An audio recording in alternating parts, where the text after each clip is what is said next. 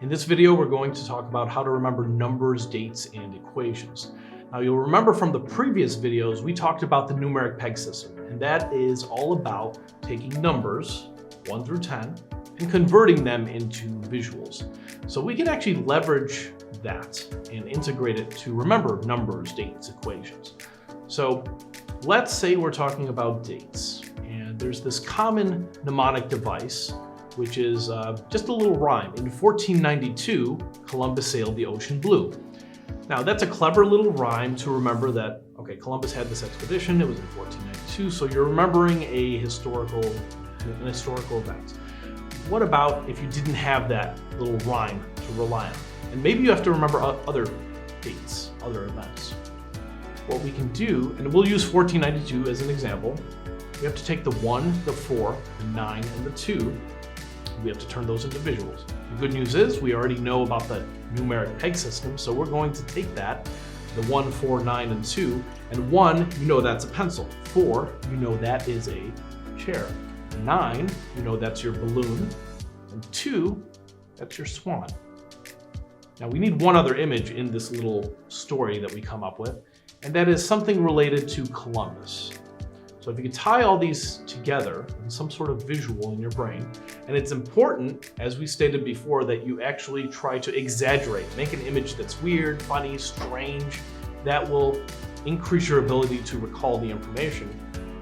But you want to do it in that order, 1, 4, 9, 2, because 1492 related to Columbus, and then you move on to maybe another date and historical event.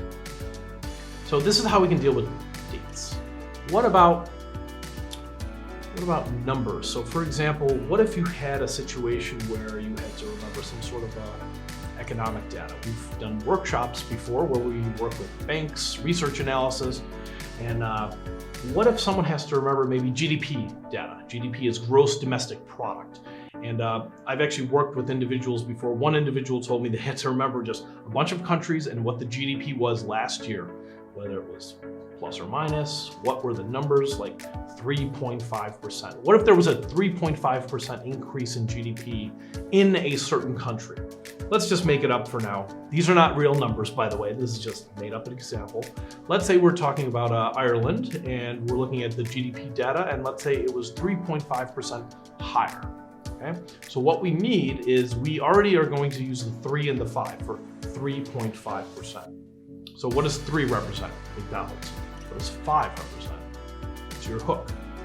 So we're using 3 and 5. McDonald's, hook. Now I don't know about you, but hooks always remind me of pirates. So whenever I think of hook, I'm always using a pirate type image. And of course 3 is McDonald's. Now we have to also use Ireland. So we need an image for Ireland. And basically it comes down to this. What reminds you of Ireland? What kind of imagery, when I say Ireland, what does that remind you of? Now you might think of the potato famine, so you might use potato. You might think of Ireland and leprechauns. I know that's me sort of stereotyping, but if that's what it reminds you of, you just go with that. You might have a friend who is Irish and is originally from Ireland. You might think of that person. So there's various ways. So you have that image for Ireland, you have the images for 3.5%, McDonald's, and a pirate, and we need to include these in our image. So there's one other component here. If we're talking about 3.5%, but that's a positive number, because GDP could be up or down. If it's a positive number, we need something to represent up, and we need something to represent down, positive and negative numbers. So if we're talking about GDP, well, I mean, the up could represent the roof of a house. The down could represent the basement. Or another way to think of it is like up is street level, down is, I don't know, like subway level. If you're thinking also, you could think in terms of like heaven and hell. Basically anything that reminds you of like up and down. So it could be street for down, or underground, or underwater for down. And for up, it could be the top of a house, the top of a skyscraper, or being in a plane very high up. So you have that kind of theme. And again, we're basically creating images for all of these components. We have a 3 and a 5 to represent 3.5%. But that number is a positive number. It was higher GDP. So we need to include something that reminds us of something that's up or down. And then of course we have what country is it related to. If it's Ireland, you need an image for Ireland. So in this case, I mean, we come up with some sort of weird image where you go to McDonald's, and when you get to that McDonald's, because of 3 is McDonald's, imagine you see a pirate there. Okay, that's representing your 5. Makes no sense, I know, but just imagine you go to McDonald's, you see a pirate, and this pirate is fighting a leprechaun. Okay, they're just pirate and leprechaun fighting. Okay, the leprechaun obviously represents Ireland. This is purposely meant to be weird and strange. Now, the thing is, we need something for up and down, remember? Well, I'm gonna picture, I know leprechauns are traditionally depicted as like small. Let's imagine it's a really tall leprechaun. We need to remember that it's up 3.5% higher. So we can do that. Now, we didn't have to do a tall leprechaun, but we could also have them fighting on the roof of the McDonald's, if that makes sense, to represent higher. Or if it was, let's say this number was negative. Okay, well, maybe the fight is going to be occurring in the basements of the McDonald's. But that's to give you an idea if you had to remember some sort of numbers where it's economic data like GDP. You can modify this strategy, but the whole point is the same. Whatever the information is, you need to associate what that information is to something visual. So what did we do? We took numbers, 3.5, and we have the numeric peg system. 3 is McDonald's, 5 is hook or pirate. And then we need to associate a visual with the information. Ireland, we need a visual for that. What if we had Italy? You just got to think, what's the first thing I think of when I think of Italy? What if we had Poland, where my parents are originally from? We got to think, okay, what's the first thing I think of when I think of Poland? And for me, it might be a certain kind of Polish food, or it might be something else. So you create abstract, you need to take abstract and convert it into visual, and that makes it a lot easier to remember. Now, there's also equations. How do we deal with equations? Now, equations, let's think of the various components of an equation. When you have an equation, it might have numbers in it, right? We got that settled, right? Numeric peg system, pencil, swan, McDonald's, and so forth. So equations might have numbers. Equations will possibly also have variables. So think about the various variables that there might be. You might have x, y, z. So for x, when you think about an x, if that's the variable in your equation, what does an x look like to you? You need to convert it to a visual. To me, an x looks like, if you think about the shape of an x, it kind of reminds me of airplane runways. Sometimes airplane runways intersect like this. So I might picture airplane runways. By the way, x could also just represent a Xerox copying machine. So you need a visual for your variable.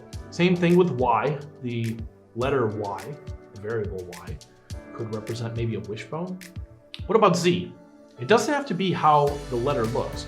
Z could simply be, okay, I'm gonna replace the letter Z with a visual of a zebra, or C for cat, or A for apple. So variables you need to just assign, you need to memorize, okay, this variable is going to remind me of this.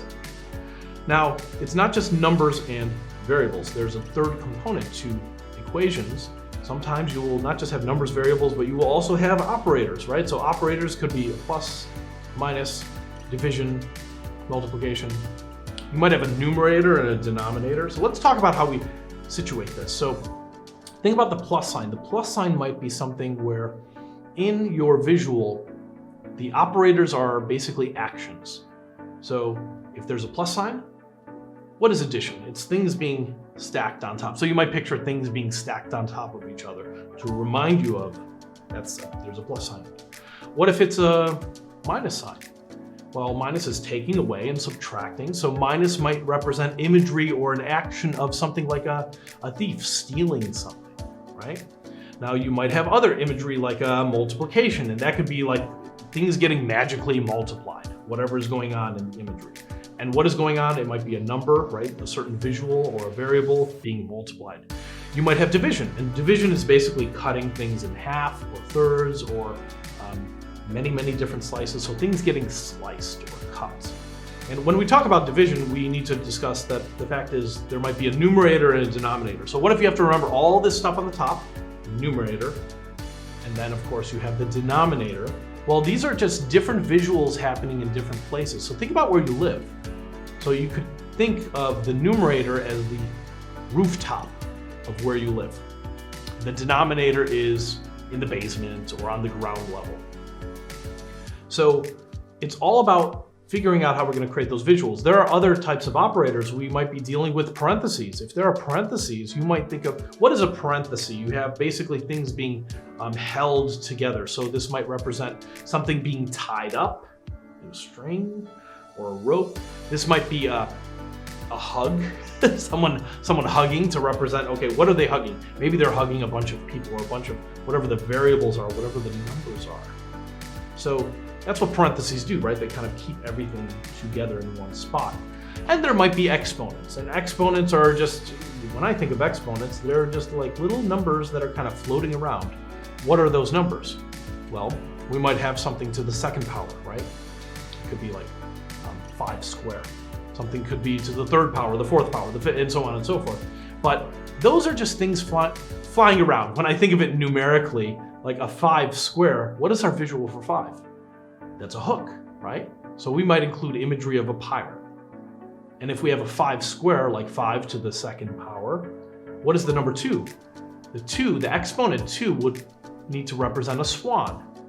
And if it's 5 square, let's say that is just one part of the equation. The equation might be very long. 5 square would mean, okay, there's a pirate and there is a swan flying around attacking this pirate like an aerial assault. And the pirate is trying to whack it with his hook, but that's 5 square, 5 to the second power. So again, all we're doing here is trying to take the abstract numbers or parts of equations and convert into visuals. So again, dealing with numbers, dates, and equations, it's all the same. The human brain is not wired to remember abstract information. We need to convert that to something visual because you know what? You're very good at remembering visual information. And if you start trying to learn information in that manner, it's going to be a lot stickier, it's going to be more memorable, and you'll recall the information much better.